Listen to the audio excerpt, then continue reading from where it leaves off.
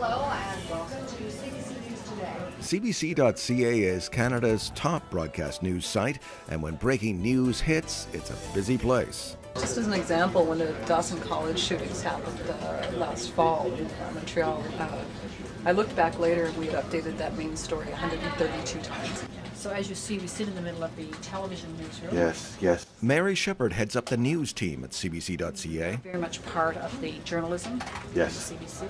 Yes. Most staffers here are editors, but TV and radio reporters are also catching on. What happens is they get hooked, right?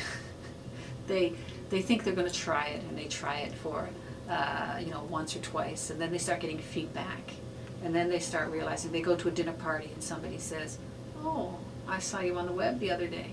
Oh, this is somebody who may be on television all the time, but they're always on at the wrong time, so that this person at the dinner party never ever saw them before on television, although they know that they're a television reporter. The people here are web specialists who rarely leave their desks to go reporting. If you have this gut feeling that all you want to do is get out on the street and chase after fire engines or whatever, this is not a job for you. With 3 million exclusive web visitors every month, cbc.ca is number one. But it does have competition. ctv.ca gets 2.3 million visitors a month, making it the second most popular online broadcast news site in Canada. Workman did a great piece for us on the web.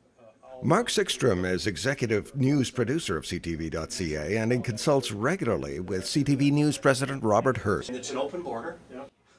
Hurst has some old-school views on the credibility of freelance internet news. And he says stop and you just keep going. For every real and true fact on the internet, there are probably 10 or 15 or 20, 30 misfacts or wrong statements. Hurst says what separates what we see on ctv.ca from YouTube is adherence to solid standards. It still comes down to fundamentally asking a question, asking a journalistic question, using your news judgment to determine what is newsworthy, and then assembling the facts in such a way to communicate the news or a story to your audience.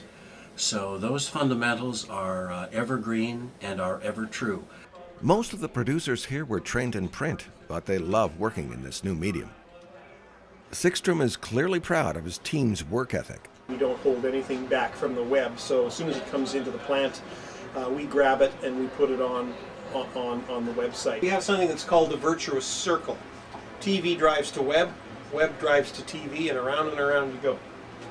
And Sickstrom has some very basic advice for potential web producers. Learn to write. Whether it's radio, TV, or the web, if you're not a good writer, you're not going to get a job. For Sickstrom, the move to more wireless service is especially cool.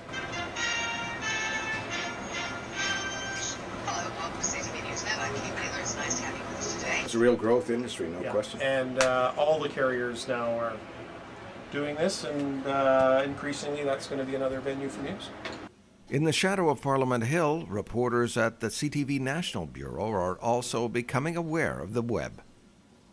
As soon as I'm actually off the air, that's already been on the web. Somebody in Toronto has picked up what I've said and put it out on the web. I mean, yeah, but it's not changing my life. I'm still doing the content that I always did. For Craig Oliver, credibility is also the main point. People have to know whether or not they can trust what they're seeing or not. And so this will be an issue of brand. And brands are going to be precious, and they have to be protected. Here at TSN, they take web journalism seriously as well. In fact, they're one of the pioneers of web sports journalism. More than 2.5 million Canadians visit tsn.ca every month. And for web producers like Jamie Nichols, who are always checking scores, it's a great place to work. It's a kind of a dream job because it's something I would be doing anyway. And now you're getting paid. And now I'm getting paid. TSN producers are constantly pulling in highlights from across North America, but many of them now land on the web long before they get to a TV set. It's so organic now that it's just running away with itself. Developer Liam Nickerson is designing TSN's new website. Again, this is really rough, so I'm not sure how it's going to look. It's the place to be. It was the place to be 10 years ago, and it still has just, it's like fulfilled its promise and more so. We have over 100,000 subscribers to our to our daily email. Mike Day is tsn.ca's executive producer. People can customize their favorite sports and get news right to their desktop every morning. Why not have a My TSN page one day there where you can order the stories yourself. I've added 5 staff to my group in the last 6 months or so, and I hope that that trend continues as we produce more and more pages, more and more platforms, more and more content is necessary to get out on those platforms.